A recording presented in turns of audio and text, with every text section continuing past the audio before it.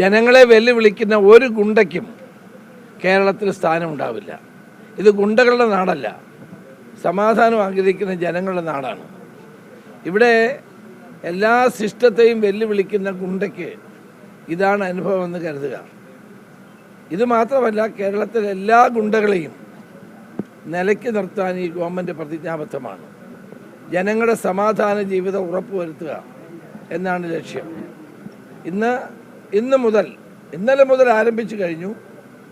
Notorious ആയിട്ടുള്ള ഗുണ്ടകളും സാമൂഹ്യ വിരുദ്ധന്മാരും ജനങ്ങളുടെ സ്വൈര്യ ജീവിതത്തെ തകർക്കാൻ ശ്രമിക്കുകയാണെങ്കിൽ ശക്തമായ നടപടി ഉണ്ടാകും. ആ കാര്യത്തിലൊന്നും ഒരു വിട്ടുവീഴ്ചയില്ല. ഓണം കൂടെ വരികയാണ്. ഈ ഓണക്കാലത്ത് ജനജീവിതത്തെ അപകടത്തിലാക്കാമെന്ന് ഒരു ഗുണ്ടയും കരുതണ്ട. പോലീസ് സ്റ്റേഷൻ കേന്ദ്രീകരിച്ചുകൊണ്ടുള്ള അവരുടെ ലിസ്റ്റുണ്ട്, എല്ലാ പോലീസ് സ്റ്റേഷനിൽ ലിസ്റ്റുണ്ട്. ഹിസ്റ്ററി ഷീറ്റേഴ്സ്, ഗുണ്ടകൾ, സാമൂഹ്യ വിരുദ്ധന്മാർ, കാപ്പ കേസ് പ്രതികൾ, ഇവരെല്ലാം പോലീസ് കർശനമായ അവരുടെ നിരീക്ഷണത്തിലാണ്. അതുകൊണ്ട് ജനങ്ങളെ വെല്ലുവിളിക്കാൻ ആരെയും അനുവദിക്കില്ല, ഒരു സംശയവും വേണ്ട.